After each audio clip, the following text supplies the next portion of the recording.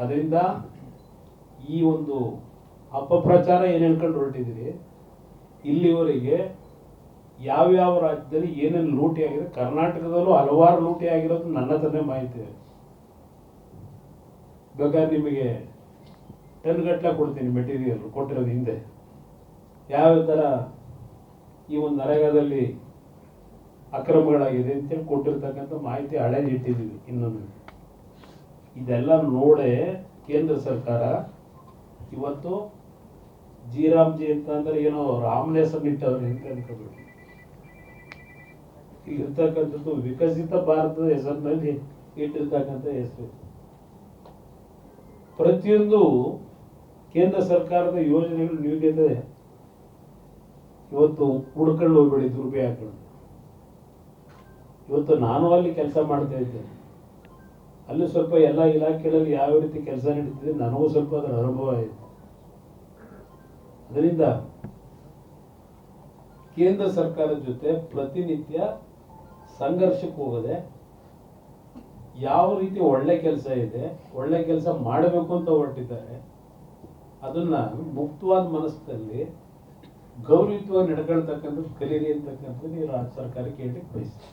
So Congress has termed this as Nathuram bill, not just Ram. This is not Sitaram or Dashrath Karam. They've called it ಅದಕ್ಕೆ ಹೇಳ್ತಾ ಇರೋದು, ಇದರ ಹೆಸರೇ Bharat Vikas Grameen Rozgar guarantee. Grameen Rozgar guarantee, guarantee ಅಲ್ಲ, ಮತ್ತು Aajeevika mission ಖಾತೆ ಇಂಗ್ಲಿಷ್ನಲ್ಲಿ ಇರ್ತಕ್ಕಂಥದ್ದು.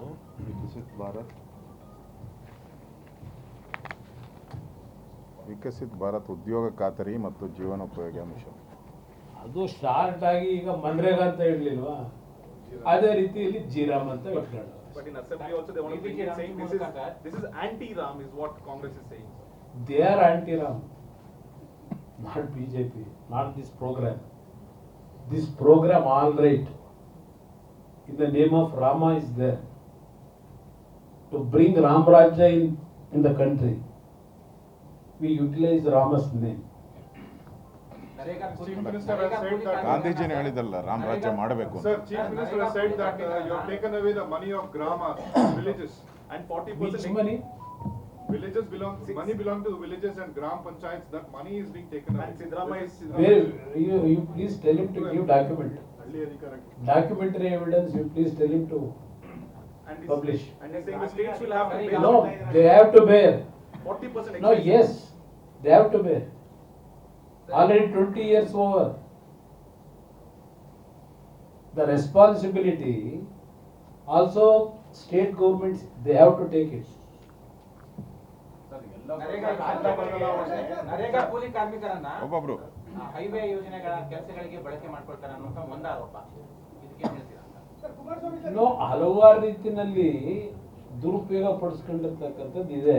ಅಲ್ಲ ಈಗ ಯಾವುದು ಆ ರೀತಿ, ಅದಕ್ಕೋಸ್ಕರಲೇ ಇದೇನೇನು ಕೆಲವು ಲೂಪ್ ಹೋಲ್ಸ್ ಇತ್ತು ಸರಿಪಡಿಸಬೇಕು ಅನ್ನೋ ದೃಷ್ಟಿಯಿಂದಲೇ ಈ ಯೋಜನೆ ತಂದಿರೋದು. ರಾಜ್ಯಗಳ ಜೊತೆ ಚರ್ಚೆ ಮಾಡಿಲ್ಲ ಕೇಂದ್ರ ಅನ್ನೋ ಆರೋಪ ಇದೆ ಸರ್. ರಾಜ್ಯಗಳ ಜೊತೆ ಚರ್ಚೆ ಮಾಡಿಲ್ಲ ಅಂತ ಆರೋಪ ಇದೆ. ಕಾಂಗ್ರೆಸ್ ಮಾಡ್ತಾ ಇರುವಂತ ಮೊನ್ನೆ ಮುಖ್ಯಮಂತ್ರಿಗಳು ಸರ್ಕಾರ ಮಾಡ್ತಾ ಇರುವಂತ ಈ ವಿಚಾರಕ್ಕೆ ಆರೋಪ ಮಾಡ್ತಾ ಇರುವಂತದ್ದು ಸ್ಥಳೀಯ ರಾಜ್ಯಗಳಿಗೆ ಸ್ಥಳೀಯವಾಗಿ ಎಲ್ಲಿ ಕೆಲಸ ಮಾಡಬೇಕು ಅಂತ ಗುರುತಿಸಲಾಗಿತ್ತು.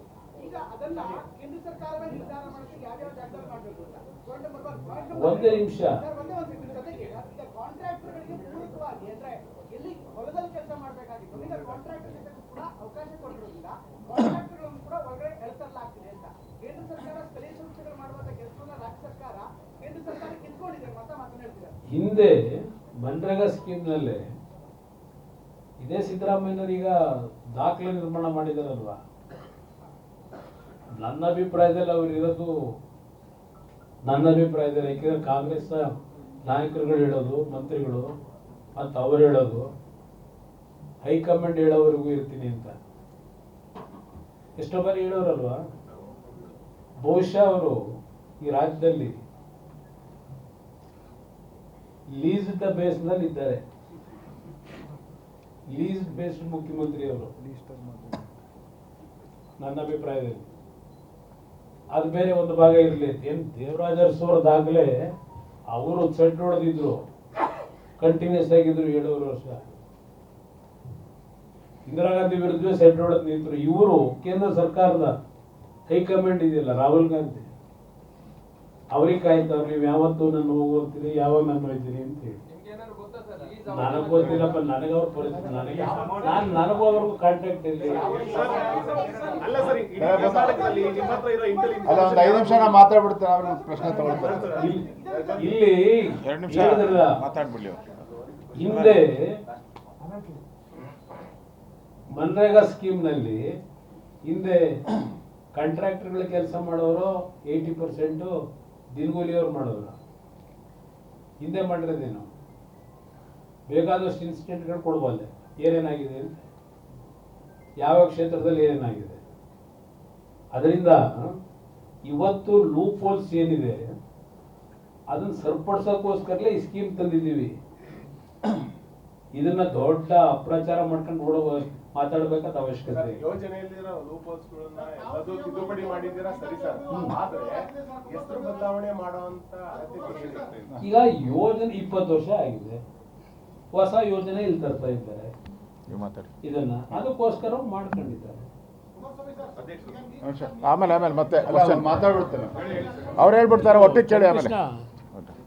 5 ನಿಮಿಷ ಮಾತನಾಡ್ತೇನೆ, ಆಮೇಲೆ ಮತ್ತೊಮ್ಮೆ ಮನೆ ಕುಮಾರಸ್ವಾಮಿ ಅವರು ಮಾತಾಡ್ತಾರೆ. ಡಾಕ್ಯುಮೆಂಟ್ಗಳು ಕೊಟ್ಬಿಡಿಲ್ಲ, ಅವ್ರಿಗೂ ಸ್ವಲ್ಪ ಡೀಟೇಲ್ ಇದ್ದಾರೆ ಅನ್ಕೊಂಡು. ಆತ್ಮೀಯ ಪತ್ರಿಕಾ ಹಾಗೂ ಮಾಧ್ಯಮದ ಸ್ನೇಹಿತರೆ, ತಮ್ಮೆಲ್ಲರಿಗೂ ಸಹ ಸಂಕ್ರಾಂತಿಯ ಶುಭಾಶಯಗಳ ಸಂದರ್ಭದಲ್ಲಿ ಕೋರ್ತಾ, Honorable Prime Minister Narendra Modi ji has taken a historic decision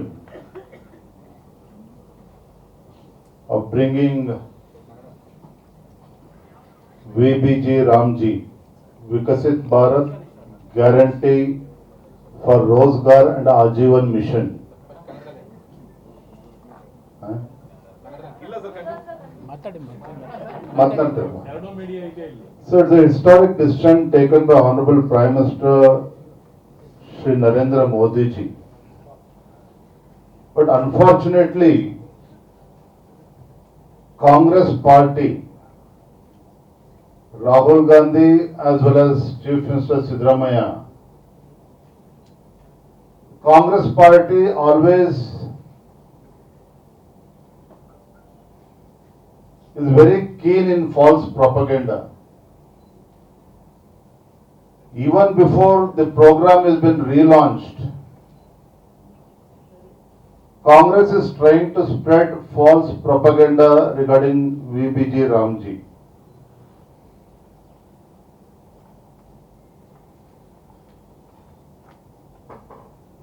The entire country knows, the people of this country are aware of the fact that Congress party never respected Mahatma Gandhi ji. Congress party never respected Baba Saheb Ambedkar ji. But when Honorable Prime Minister brings in a historic bill, when lakhs and lakhs of money has been spent in Manrega, is it wrong on the part of the Prime Minister or Bharatiya Janata Party or NDA government to ensure that there should not be any pilferage, no leakage, corruption has to be curbed? For your kind information, during NDA tenure in last 10 years, more than 7.8 lakh crores has been spent in Manrega scheme. Now the vision of the Honorable Prime Minister Narendra Modi ji, which is also a dream of Mahatma Gandhi ji. If India has to emerge as a developed country, as a developed nation, villages has to be developed. Basic infrastructure has to be given at the village level. So Prime Minister Narendra Modi ji, with a good intention, has brought in valuable changes in the entire scheme. The working days has been increased from 100 days to 125 days.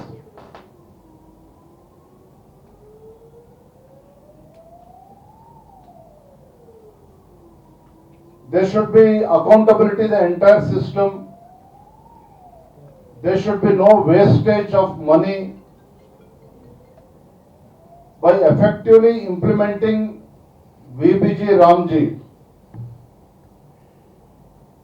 there should be all over development at the rural India. That is the whole idea.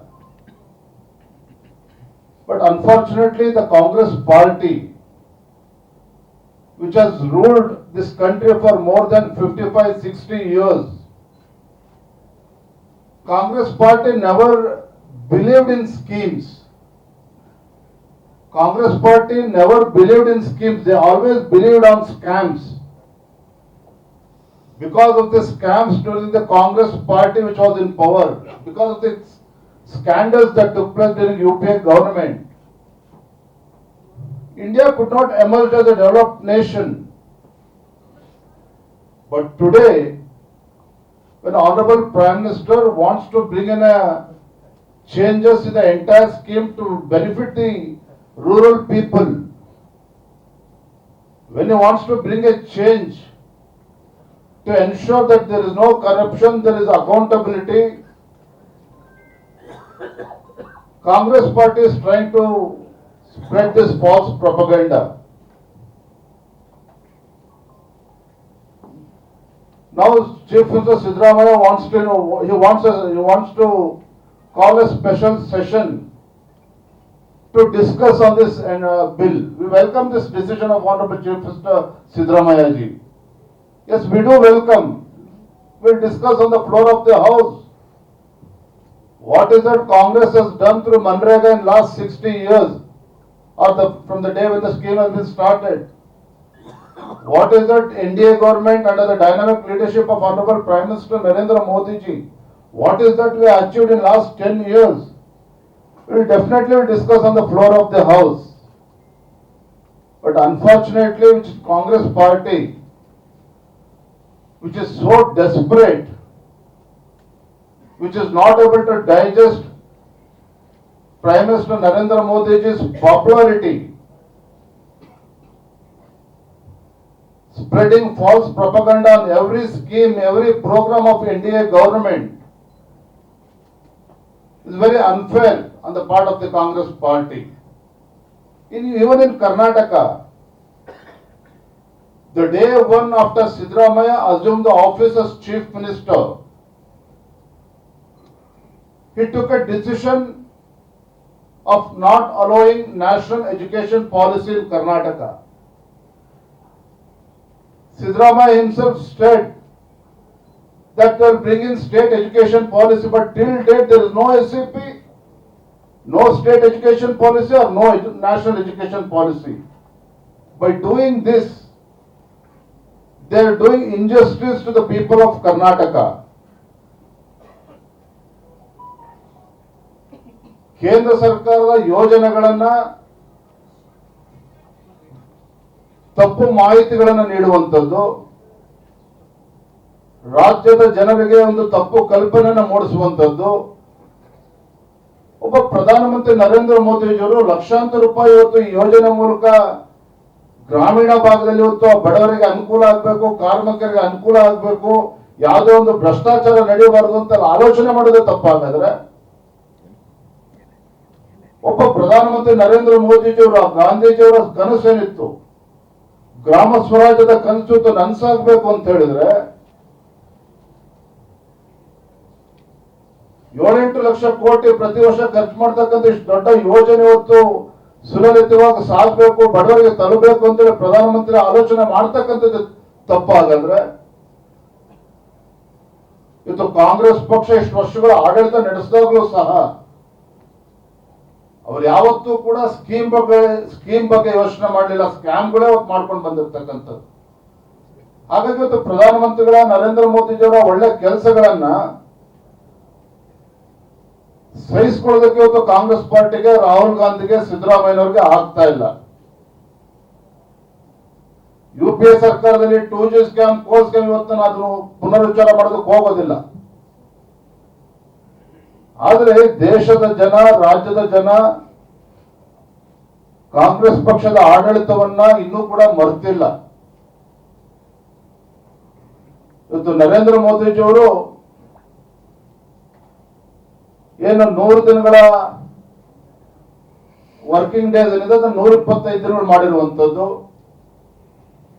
ಕನಿಷ್ಠ 60 ದಿನಗಳು ಕೃಷಿ ಚಟುವಟಿಕೆ ನಡೆಯುವಂತ ಸಂದರ್ಭದಲ್ಲಿ ರೈತರಿಗೆ ಅನಾನುಕೂಲ ಆಗಬಾರದು ಅಂತೇಳಿ ಆ ಸಂದರ್ಭದಲ್ಲಿ ನಿಲ್ಲಿಸಿರುವಂತದ್ದು. ಮತ್ತೇನು ಗ್ರಾಮ ಪಂಚಾಯತಿ ಮಟ್ಟದಲ್ಲಿ ತೀರ್ಮಾನಗಳು ಆಗ್ತದೆ ಅದು ಮುಂದೆನೂ ಕೂಡ ಹೊರೀತದೆ. ಇದು ಯಾರನ್ನೂ ಕೂಡ ಗ್ರಾಮ ಪಂಚಾಯತಿ ಅಧಿಕಾರವನ್ನ ಕಿತ್ಕೊಳ್ಳುವಂತ ಕೆಲಸ ಕೇಂದ್ರ ಸರ್ಕಾರ ನರೇಂದ್ರ ಮೋದಿಜಿ ಅವರು ಮಾಡ್ತಾ ಇಲ್ಲ. ಆದ್ರೆ ಪ್ರಧಾನಮಂತ್ರಿಗಳ ಒಂದು ಅಪೇಕ್ಷೆ ಇದೆ, ಇವತ್ತು ಯಾವುದೇ ಒಂದು ಕಾರ್ಯಕ್ರಮಗಳು ಯೋಜನೆಗಳು ತಲುಪಬೇಕು ಅಂತ ಹೇಳಿದ್ರೆ there should be a proper accountability, there should be a transparency, the entire scheme, entire program. ಅದೊಂದು ಸದುದ್ದೇಶ ಇಟ್ಕೊಂಡು ನರೇಂದ್ರ ಮೋದಿಜಿ ಅವರು ಮಾಡಿರುವಂತದ್ದು. ಇದರ ನಡುವೆ ಕಾಂಗ್ರೆಸ್ ಪಕ್ಷ ಎಲ್ಲಾ ಸಂದರ್ಭದಲ್ಲಿ ಯಾವ ರೀತಿ ಅಪಪ್ರಚಾರ ಮಾಡ್ತಾ ಇದ್ದಾರೆ, ಕರ್ನಾಟಕದಲ್ಲೂ ಕೂಡ, ದೇಶದಲ್ಲೂ ಮಾಡ್ತಾ ಇದ್ದಾರೆ, ಕರ್ನಾಟಕದಲ್ಲೂ ಕೂಡ ಅಪಪ್ರಚಾರ ಮಾಡೋದಕ್ಕೆ ಹೊರಟಿದ್ದಾರೆ. ಇವ್ರಿಗೆ ಬೇಳೆನ ಇವರು ಯಾವುದೇ ರೀತಿ ಇದನ್ನ ಫಾಲ್ಸ್ ಪ್ರೊಪಗಂಡ ಇದನ್ನ ಯಾವುದಕ್ಕೂ ಕೂಡ ನಾವು ಅವಕಾಶನ ಕೊಡೋದಿಲ್ಲ. ನಾವು ಕೂಡ ಭಾರತೀಯ ಜನತಾ ಪಾರ್ಟಿ ಮತ್ತು ಜಾತ್ಯತೀತ ಜನತಾದಳ ಗ್ರಾಮ ಮಟ್ಟದಲ್ಲೂ ಕೂಡ ನಾವು ತೆರಳಿ ಜನರಿಗೆ ಮನವರಿಕೆ ಮಾಡುವಂತ ಕೆಲಸ ಮಾಡ್ತೇವೆ, ಕಾರ್ಮಿಕರಿಗೆ ಮನವರಿಕೆ ಮಾಡುವಂತ ಕೆಲಸ ಮಾಡ್ತೇವೆ, ಕಾಂಗ್ರೆಸ್ ಷಡ್ಯಂತ್ರವನ್ನ ಬಯಲುಗೆಳೆಯುವಂತ ಕೆಲಸ ನಾವು ಮಾಡ್ತೇವೆ. ಧನ್ಯವಾದ. ಬಿಜೆಪಿ ಜೆಡಿಎಸ್ ವಿಲೀನ ಆಗುತ್ತೆ ಅಂತ ಎಚ್ಡಿಕೆ ಹೇಳಿದ್ರು. ಈಗ ಎರಡೂ ಪಕ್ಷದ ನಾಯಕರು ಇದ್ದೀರಾ, ಏನ್ ಹೇಳ್ತೀರಾ? ಇವತ್ತು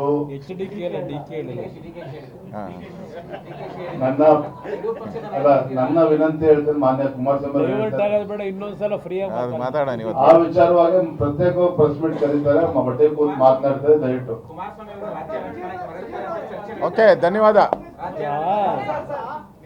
ಈಗ ಆ ಸಬ್ಜೆಕ್ಟ್ ಈಗ ಬೇಡ ಬ್ರದರ್. ನಿನ್ನೆ ತಾನೇ ನಿಖಿಲ್ ಕುಮಾರಸ್ವಾಮಿ ಅವರು ಜೆಡಿಎಸ್ ಮತ್ತು ಬಿಜೆಪಿ ಅಲಯನ್ಸ್ ನ್ಯಾಚುರಲ್ ಅಲಯನ್ಸ್ ಅಂತ ಹೇಳಿ ನಿನ್ನೆ ತಾನೇ ಹೇಳಿದ್ದಾರೆ.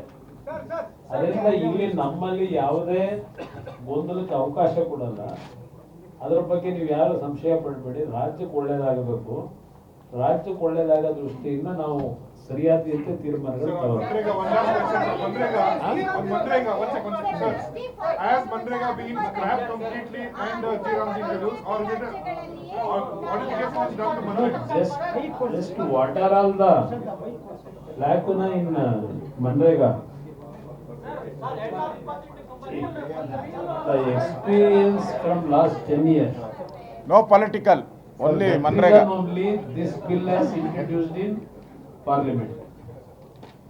Some changes is there, but several issues what Manrega they have actually implemented, that also continuing with some modification. Because they think it's constitutional, sir. Manrega was brought in through constitutional provision. So the scheme retains. It will continue. There is no question of violating constitution. ಧನ್ಯವಾದ. No politics ಇವತ್ತು.